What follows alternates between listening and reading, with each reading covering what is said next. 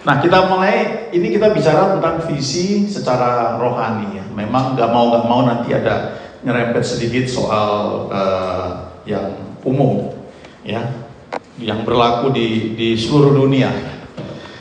Ini ayat yang terkenal ya. Bila tidak ada wahyu, menjadi liarlah rakyat. Amsal 29 ayat 18. Where there is no vision, the people perish. Ya, kalau tidak ada visi, maka umat Tuhan atau jemaat atau orang itu akan binasa ya, bukan hanya menjadi liar, tapi binasa, tidak mencapai sasaran. Ada satu pernyataan dari seorang namanya Bill Hybels ya. Dia bilang begini, vision is a picture of the future that produces passion. Visi adalah satu gambaran tentang masa depan yang menghasilkan passion, gairah. Jadi kalau yang kita sebut visi itu salah satu elemennya adalah sesuatu yang membuat kita tuh mau bergerak. Ya, sesuatu yang kita lihat di depan, menolong kita melihat keadaan kita sekarang, keadaan kita yang mau kita capai, dan itu membuat kita bisa bergerak. Visi itu adalah gambaran tentang masa depan yang menghasilkan passion dalam diri seorang, yang membuat orang itu begini ya, apa yang bisa dan yang seharusnya. Itu. Ini keadaan kita sekarang. Tapi ini sebenarnya kita bisa mencapai itu dan seharusnya bisa. Itu yang mendorong kita untuk bergerak. Lalu itu tidak hanya sesuatu yang bisa dikerjakan, tetapi itu menyangkut sesuatu yang seharusnya bisa dikerjakan. Harusnya begini. Ada orang-orang yang gak puas dengan keadaan yang dialami sekarang. Ya, dulu orang berpikir gak bisa terbang, tapi ada orang-orang yang gak puas. Masa gak bisa sih? Ya, akhirnya sekarang kita bisa terbang dengan ketinggian ribuan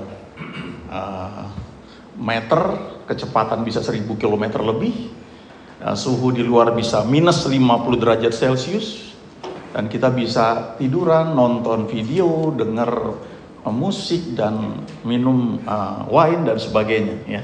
Itu karena ada orang-orang yang punya rasa tidak puas. Ini bisa kita peroleh dan seharusnya bisa. Itu gambaran tentang visi ya. Visi adalah gambaran mental yang jelas, yang apa yang seharusnya bisa, dan itu diberi bahan bakar dengan keyakinan bahwa harusnya ini bisa. Jadi bukan hanya itu bisa, tapi harusnya bisa. Itu jadi mendorong untuk orang itu bergerak. Vision itu adalah masa depan yang dirindukan, diinginkan. Nah, kalau di perusahaan-perusahaan ya dulu, kadang-kadang ada perusahaan tuh yang tiba-tiba jadi aja. Ya. Ada kebutuhan, ya udah langsung. Beberapa tahun yang lalu butuh masker banyak, tiba-tiba jadi perusahaan. Ya. Jualan tanpa visi, pokoknya laku aja. Ya. Orang butuh kaos, kita jual kaos. Tapi ketika mulai berkembang, biasanya mau langgeng itu harus dibuat. Ya. Visinya apa yang mau dicapai. Dari situ diturunkan misinya, ya, kemudian goalnya, jangka panjang, jangka menengah, jangka pendek, lalu langkah-langkah yang harus dilakukan supaya itu bisa tercapai. Vision itu selalu ada di antara yang sekarang dengan yang seharusnya seperti apa. Jadi vision itu membutuhkan perubahan. Ya. Kalau kita bicara vision, apa ya sebenarnya vision itu? Sesuatu yang kita lihat dalam alam imajinasi kita. Stephen Covey, tahu Stephen Covey ya? Terkenal sekali. Dia tulis buku yang terkenal sekali, buku apa? Seven Habits of Highly Effective People ya. Nah, dia bilang begini, segala sesuatu diciptakan 2 kali. All things are created twice. Yang pertama itu dalam mental itu yang merupakan ciptaan pertama, first creation. Itu di imajinasi. Dan yang kedua, setelah di alam mental, itu menjadi alam fisik. Nah, kembali ke Stephen Covey, dia bilang segala sesuatu diciptakan dua kali. Sebenarnya nggak hanya Stephen Covey, ada Robin Sharma juga ngomong kayak begitu ya. Everything is created twice. First di dalam imajinasi, lalu setelah itu dituangkan menjadi alam fisik. Nah, yang paling jelas itu kalau orang yang punya profesi arsitek. Ya, arsitek itu menuangkan yang diimajinasi ini menjadi gambar. Ya, biasanya kalau merenovasi rumah panggil arsitek, ya, lalu ajak diskusi. Saya mau rumahnya kayak begini, gini, segala macam diomongin. Dia tangkap semuanya itu, lalu dengan ilmu yang dia pelajari, dia ukur semua, lalu dia buat gambar. Kira-kira seperti apa? Jadi ide kita itu bisa diimplementasikan dengan baik. Oke. Siapa yang mengikuti pembangunan IKN? Siapa yang melihat presentasi Presiden Jokowi di Jakarta Theater? Hebat ya. Saya nggak nyangka. Biasanya kita dulu kagum sama presentasinya Steve Jobs, ya. Dengan gayanya sampai keluar buku tuh khusus membahas presentasinya Steve Jobs. Tapi kemarin dulu, 2 minggu yang lalu mungkin nih, presentasi Pak Jokowi, wow ya. Tidak pakai handouts, dia bicara banyak hal, saya juga kagum, luar biasa ya. Karena itu di hadapan para investor, ya 20% kan dari anggaran negara, 80% diharapkan swasta. Nah itu pemimpin yang punya visi ke depan, kita bisa dan seharusnya bisa. Tidak mudah memang, tahu kan banyak sekali ya tantangannya. Tapi ini bisa dan harus bisa. Nah, ini dia gambar arsitek. Ya, ada arsitek sini? Ada. Wah, luar biasa ya. Saya bukan arsitek, tapi saya pernah dapat kuliah ini dan lumayan enak ya. Tidak tidur semalaman, minum kopi, susu, ya dengar musik, gambar begitu terus ya. Enak sekali maksudnya. Karena makan Indomie. Ya. Nah, arsitek ini dia tidak hanya menangkap ide dari orang yang punya proyek, ya. Misalnya kalau kita bicara IKN ya, Pak Jokowi misalnya, dia punya tim, kemudian diskusikan. Nah, di Dinho kan bahas ya, ada tim dream buildingnya itu ya, yang mereka diskusi, kemudian dibuat sampai detailnya, supaya orang yang nanti mengerjakannya tahu harusnya bagaimana, walaupun prakteknya harus tetap dalam pengawasan. Berikutnya, ini ayat yang perlu kita perhatikan ya, Kejadian 11 ayat 6. Cerita tentang menara Babel. Ya. Dan ia berfirman, mereka ini satu bangsa dengan satu bahasa untuk semuanya. Ini barulah permulaan usaha mereka. Mulai dari sekarang, apapun juga yang mereka rencanakan, tidak ada yang tidak akan dapat terlaksana. Ini yang ngomong Tuhan. Apapun yang mereka rencanakan, dalam terjemahan lain itu apapun yang mereka imajinasikan, ya. Dan dalam bahasa aslinya itu cenderung negatif, powerful ya. Jadi manusia ini ciptaan Tuhan itu sangat luar biasa. Kita tahu orang pertama yang menjejakkan kaki di bulan adalah Neil Armstrong, ya. Lalu ada Edwin Aldrin. Tapi manusia pertama yang diterbangkan keluar angkasa siapa? Yuri Gagarin. Iya, itu gereja mana dia? Rusia. Ya? Gereja Rusia. Ya artinya itu dari negara komunis ya. Saya nggak tahu dia percaya Tuhan apa enggak. Tapi intinya sampai Yuri ini bisa terbang, tentu dia nggak sendirian. Melibatkan banyak orang yang mengaku sebagai komunis, tapi toh bisa buat kayak begitu. Karena firman Tuhan bilang apapun yang diimajinasikan itu akan jadi. Makanya ayat selanjutnya dikatakan, baiklah kita turun untuk mengacaukan bahasa mereka. Jadi vision atau imajinasi yang dipakai untuk membayangkan, untuk melihat visi ini, powernya luar biasa sekali. Sangat luar biasa. Kadang-kadang nggak masuk akal ya. Saya pernah dengar teaching dari seorang yang orang Yahudi ya, dia buat satu perusahaan yang gede sekali mendunia ya, dan dia cerita banyak hal. Ketika mereka sudah banyak uang, mereka pengen beli rumah ya, mereka lihat rumah itu nggak dijual, yang punya nggak butuh uang, cari yang lain kayak gitu, nggak, maunya yang itu ya. Setelah berapa lama ya, berapa bulan, tiba-tiba ditelepon rumah itu dijual. Nah, dia cerita ini dalam kesaksian The Power of Imagination. Hebat sekali. Nah, di sisi lain karena power dari imajinasi ini begitu hebat, kita mesti hati-hati. Karena kalau kita hanya mengikuti satu hukum atau aturan yang dipelajari oleh semua orang, kalau tidak hati-hati, kita bisa kejebak. Kita berusaha mewujudkan janji Tuhan dengan cara kita, yang akhirnya hasilnya adalah Ismail, bukan Ishak. Tuhan janji kepada Abraham, kamu akan punya anak kandung. Betul ya? Anak kandung, kamu akan punya anak kandung. Tapi setelah sekian lama istrinya kok nggak hamil-hamil juga. Akhirnya istrinya punya ide yang sangat luar biasa, good idea. Udah kawinlah sama ini Hagar. Udah aku pilih ini yang paling bagus ya, pokoknya ini luar biasa. Nanti kamu kawin dengan dia punya anak, itu anakku, kan anakmu juga, anak kandung juga kan.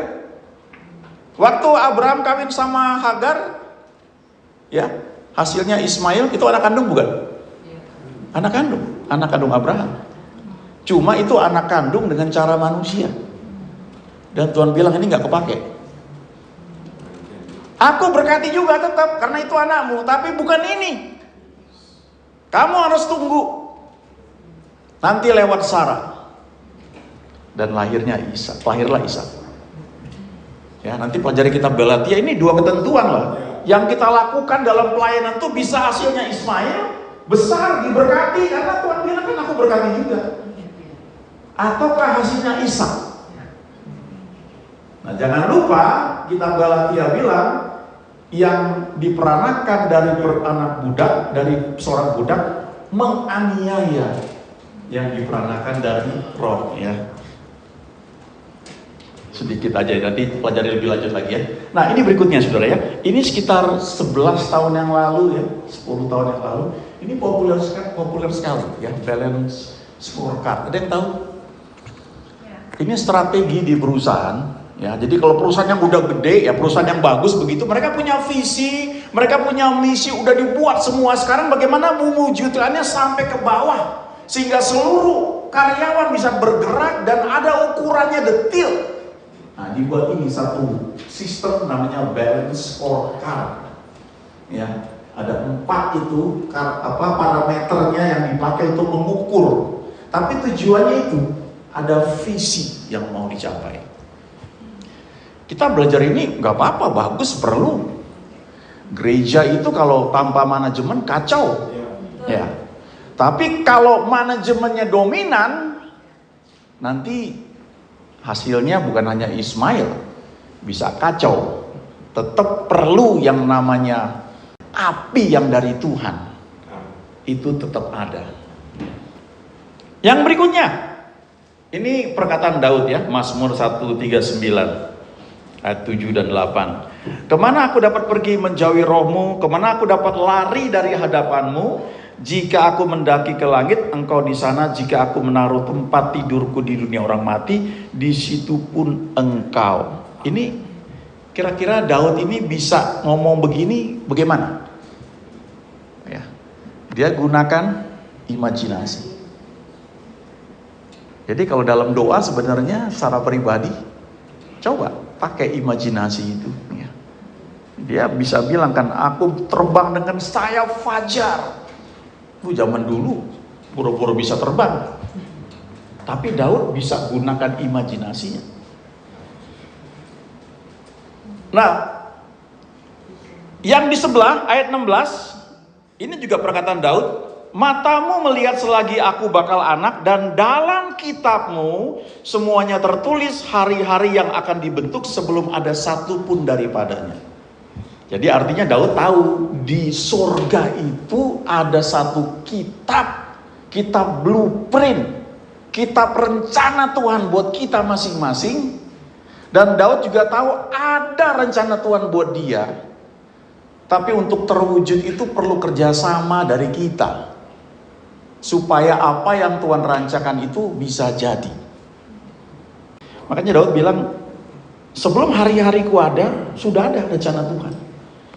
Nah, kalau kita bicara konteks visi untuk pelayanan atau untuk diri kita sendiri, dalam konteks kita ini orang yang mau menyenangkan Tuhan, maka kita perlu libatkan Tuhan supaya visi yang kita dapat itu yang memang ada dalam kitabnya untuk kita. Bukan kita ikut-ikutan orang lain. Saya percaya Tuhan pakai banyak hal. Tapi pertanyaannya, apakah itu visi yang Tuhan berikan buat kita? Ya. Efesus 2 ayat 10, ya. Ini katakan bahwa karena kita ini buatan Allah, diciptakan dalam Kristus Yesus untuk melakukan pekerjaan baik yang dipersiapkan Allah sebelumnya. Jadi ada pekerjaan baik, ada blueprint Tuhan dalam kitabnya itu yang dia ingin supaya kita bisa hidup di dalamnya. Makanya kalimat berikutnya dikatakan, ia mau supaya kita hidup di dalamnya. Ya, di dalam rencana Tuhan itu.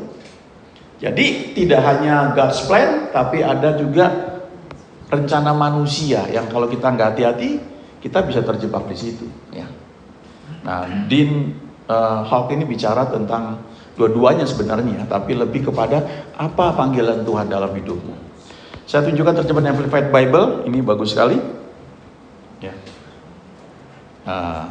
Kita ini pekerjaan tangan Tuhan, satu karya seni yang diciptakan dalam Kristus Yesus, dilahirkan kembali dari atas, secara rohani ditransformasikan, diperbarui, dan siap untuk satu pekerjaan-pekerjaan baik yang memang Tuhan sudah siapkan buat kita sebelum kita ada bahkan, sehingga kita bisa berjalan di dalamnya. Saya suka kalimat terakhir ini ya. Living the good life which He prearranged and made ready for us. Kita bisa menghidupi kehidupan yang baik yang Dia sudah siapkan sebelumnya.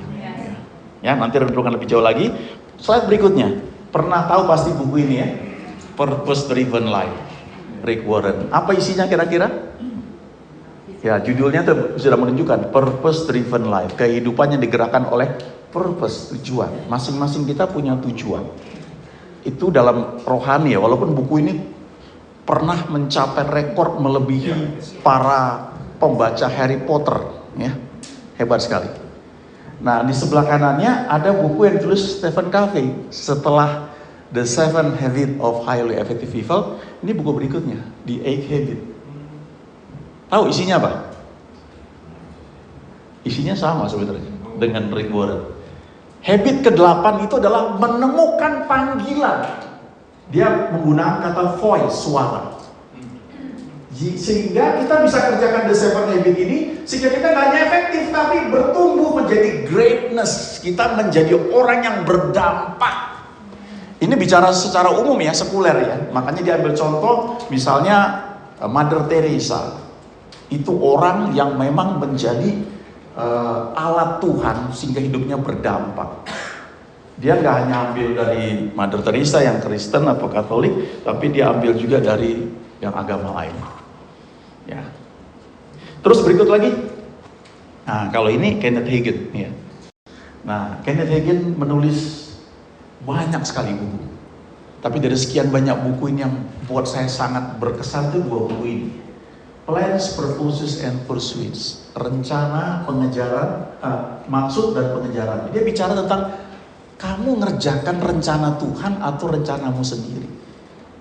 Visi yang kamu kejar itu, betul gak visi yang Tuhan beri untuk kamu, ataukah kamu copy dari orang lain? Efesus 1 ayat 18. Ya.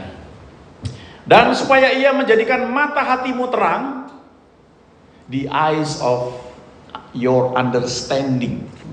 Jadi kalau baca pelajarin itu ya, kata mata hati itu ya, itu di situ ada imajinasi. Jadi kalau mata hati kita terang, dikatakan kita mengerti pengharapan apakah yang terkandung dalam panggilannya, betapa kayanya kemuliaan bagian yang ditentukannya bagi kita, dan kalau lebih lanjut lagi, betapa hebat kuasanya. Nah itu di imajinasi ya. Nah ujung-ujungnya apa? Slide terakhir. Sebenarnya ini, thy will be done on earth as it is in heaven. Ketika Tuhan mengajarkan doa Bapa kami yang di surga, dikuduskanlah namamu, datanglah kerajaanmu, jadilah kehendakmu, rencanamu, apa yang kau rancangkan di surga itu, di dalam buku yang sudah ada itu, biar itu jadi dalam hidupku di dunia, di gereja tempat aku pelayanan, dalam keluarga. Itu sebenarnya ya. Jadi kita belajar banyak tentang visi ini. Tujuannya kita pribadi mendapatkan dari Tuhan. Saya kira itu saja.